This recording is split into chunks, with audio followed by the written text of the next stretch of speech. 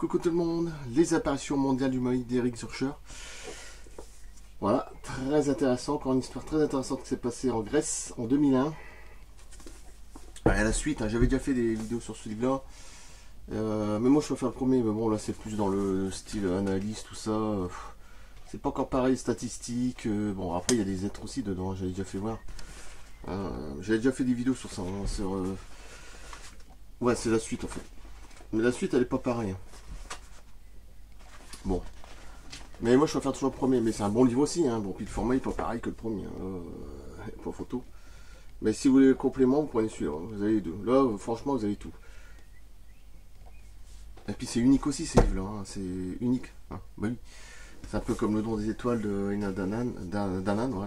Et toutes les races extraterrestres, qu'on retrouve aussi dedans plein de races extraterrestres. Voilà. Bon, comme par hasard, j'en ai des races extraterrestres. Hein. Là, on peut pas dire que bon. Du coup, je vais revenir sur ce livre-là. Une histoire très intéressante qui s'est passée avec la description du dessin, évidemment. Et à la fin, il y aura l'image, la photo. Voilà, on peut pas changer. Alors, je crois que c'est 214, si ma mémoire. 213, oui, 214, oui, plutôt. Oui, pour lire, c'est 214 et l'image, c'est en 213. Alors, autant commencer tout de suite. Très très bon livre, hein. Celui qui l'a pas sur Amazon. De toute façon, généralement, je prends que sur Amazon. Ou... Après, je prends aussi sur JMG Édition, mais je préfère prendre sur Amazon. J'ai l'habitude de prendre. Donc, malgré tout ce qu'on voit en ce moment, bah ouais, forcément. De toute façon, sur Amazon, ça fait des années que je commande dessus. Donc, j'y peux rien, c'est comme ça. N'importe quel truc, hein, que ce soit un film, un jeu, un livre, bon bref.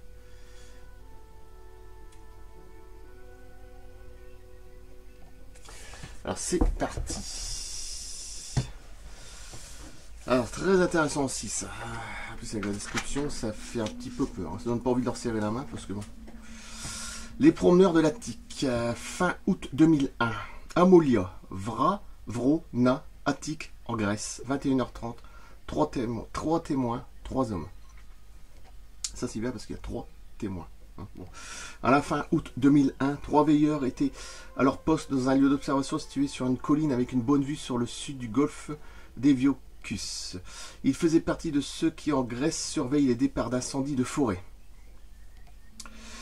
Déjà, on imagine le truc. Leur véhicule était stationné à côté d'un ancien héliodrome abandonné avec une aire d'atterrissage en béton qui n'était pas en très bon état. Les témoins se trouvaient assis sur un kiosque voisin quand soudain ils virent un objet en forme de disque à la couleur claire venir droit vers eux depuis le nord-est. L'engin volait très bas et sans bruit. Ce que j'aime bien, c'est que c'est direct. Tu vois le truc, il arrive au loin. Alors ça, c'est un truc... Je trouve ça magnifique. Bon, bref. Leur téléphone portable, la radio et la CB du véhicule, il faut oublier qu'il y a 20 ans. Hein. Ouais, cessèrent tous en même temps de fonctionner. Bon. Quand l'objet se trouva proche d'eux, ils entendirent un léger bruit qui ressemblait à un petit moteur électrique. Ce qui m'étonne parce que souvent dans les ovnis, on n'entend rien, pratiquement rien. Bon, après, ce son devait cesser après l'atterrissage et ils ne l'entendirent plus par la suite. Donc, ça doit être très faible le son. L'engin s'approcha et atterrit doucement sur l'ancienne plateforme en béton. Alors, de toute façon, quand vous allez voir ce que c'est bon. À une quinzaine de mètres d'eux, il avait une forme circulaire et ressemblait à 2 assiettes collées, bord à bord. Bon, on imagine un truc, hein. Bon, on va faire un dessin. Il mesurait dans les 3 mètres de diamètre et présentait un aspect métallique clair, presque blanc. Il se posa pas sur un train d'atterrissage, mais directement sur le ventre. De plus, il était partiellement caché par de petits buissons. Au bout d'un moment, les témoins qui commençaient à être effrayés ont vu une porte s'ouvrir sur le côté et une sorte de petite rampe se dérouler. On a l'impression d'être dans un film de science-fiction, hein. C'est un truc de fou quand même. Hein. Faut pas oublier que c'était il y a à peine 20 ans, c'est pas si vieux non plus, 20 ans. 2001, bon, ça... Une lumière faible était visible à l'intérieur, subitement 3 petits êtres en sortirent l'un après l'autre. Ces humanoïdes ressemblaient à des enfants, avec des corps normalement proportionnés, mais ne mesuraient guère plus de 90 cm de hauteur. Ils portaient des combinaisons apparemment métalliques et hermétiques. Généralement les gris, tout ça, mais là je pense pas que c'est des gris. Mais bon, c'est souvent ces couleurs gris, hein, c'est ça qui est marrant. Comme eux, utilisés dans la plongée sous-marine. Ce que je disais une fois dans une vidéo, je parlais ils étaient habillés en noir, je sais plus quoi, bon bref, plongée sous-marine, c'est ça. Qui coiffaient leur tête mais pas leur visage. Dans l'obscurité, les témoins ne pouvaient pas voir des traits, mais apparemment ces entités ne portaient pas de visière ou de masque. Visière. Ils ont marché en file indienne, hein, un derrière l'autre, sur les 7 mètres jusqu'à atteindre la zone plate. Puis le sommet de la colonie semblait marcher un peu plus vite que l'heure normale. Puis ils prirent un petit chemin qui menait au bord de la mer et ils disparurent de la vue. Pendant ce temps, l'engin présentait toujours son ouverture et un des témoins eut l'idée de s'y aventurer, mais les autres l'en dissuadèrent.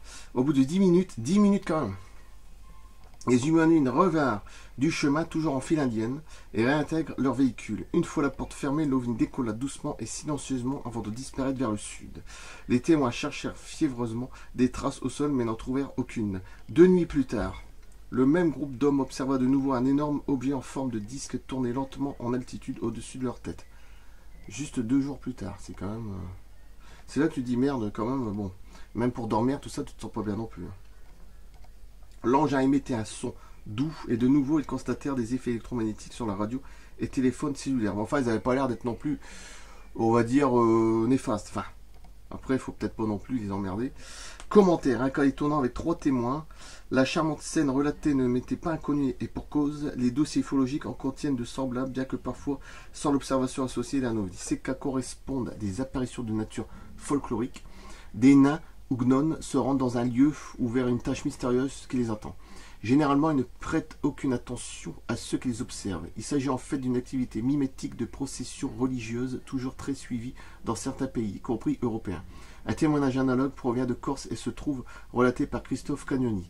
Le 3 août 1994, en pleine nuit, un homme qui est rentré de Castellaccio en voiture croisa un groupe d'étranges personnages qui évoluaient en file indienne aussi, mais là c'était en 1994, sur le bord de la route. Ces êtres étaient petits et revêtus en combinaison sombre. Bon, généralement c'est gris sombre, gris clair. Bon. Ils marchaient d'une manière mécanique et paraissaient totalement indifférents à leur environnement. Ils ne sont pas tous habillés comme ça, hein. Loin de là. Hein.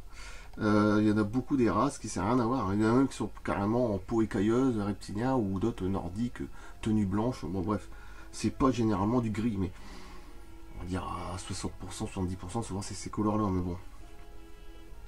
Peu après au détour d'un virage, le témoin aperçut une soucoupe métallique légèrement éclairée, posée en contrebas de la route. Il accéléra sans demander son reste. Alors si un jour vous croyez ce genre de visiteurs en bande, faites comme eux, ignorez-les. C'est tentant, on a envie de les voir, hein, mais bon. C'est ambigu. Les promeneurs de l'Attique en Grèce, août 2001. C'est pas rassurant. Enfin, pour ma part, c'est pas rassurant. Hein, la dalle de béton derrière, leur soucoupe positionnée comme 2 assiettes. Hein. Oui, à l'envers, on va dire. La rampe, les escaliers. Un truc classique, quoi. 3 mètres de diamètre. Pas très grand, finalement, la soucoupe. Bon, remarque, les 3 aides, ils font 90 cm. Ils font même pas 1 mètre de haut. Hein.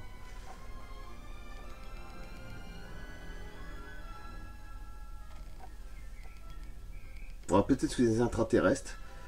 Ou alors, ils viennent d'une autre planète, d'un système. Bon, bref. Ou sous la mer, parce qu'il faut oublier que derrière, il y a la mer. Et oui. Juste derrière, il y a la mer. Alors peut-être qu'ils viennent sous la mer. Ça dépend lesquels, hein, ça. Ils font plusieurs voyages n'importe où. Il n'y a pas de problème pour ça. Ça dépend des. Il y en a qui viennent pas très loin de la Lune. Faut pas aller trop loin, hein, pour voir des races extraterrestres. Hein, au pire, c'est juste à côté. Hein. Il y en a qui s'imaginent à des millions de kilomètres comment ils font. Bah, c'est pas forcément. Il faudrait 10 ans pour qu'ils y arrivent. Non, pas forcément. C'est beaucoup plus intelligent que ça et c'est beaucoup plus complexe ce qu'on pense.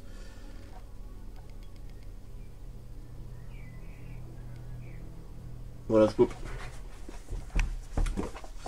Franchement, c'est un livre. Alors, celui-là avec le don des étoiles de l'Inde, c'est énorme. Il y a tellement de races extraterrestres dedans. Pour moi, c'est les deux. Je pense que j'ai pas plus d'informations sur ces 2 livres-là. Mais l'Inde, c'est encore autre chose. Hein. Là, il y a une multitude de races, c'est complètement autre chose. Hein. C'est encore plus loufoque, je crois. Plus incroyable. Il y en a, bon, c'est un peu comme nous, mais il y en a des autres. Mais là-dedans aussi, il y a des trucs loufoques aussi. Hein. Dans ce livre-là. Hein. La séparation mondiale du monde, il y en a des pas mal non plus. Hein. Bon, je coupe là. Merci, à bientôt d'ici 2 jours. Hein. J'essaie de faire tous les 2 jours et au soir. Hein, je préfère balancer la vidéo, c'est mieux. Voilà, c'est mieux 2 jours, 3 jours, hein, des fois ça peut être 3 jours, hein, ça dépend, il y a toujours des petits trucs qui peuvent arriver, personnel, bref. 2 jours, 3 jours, mais au soir, mais plus le matin, comme je faisais avant, fini, ça c'est... Après c'est des heures, ça va pas.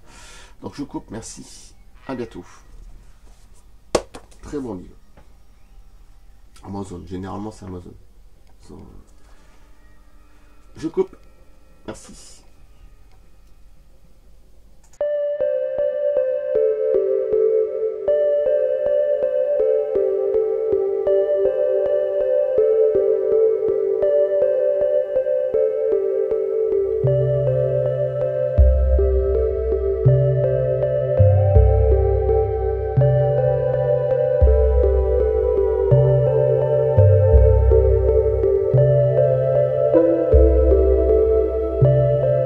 Thank you.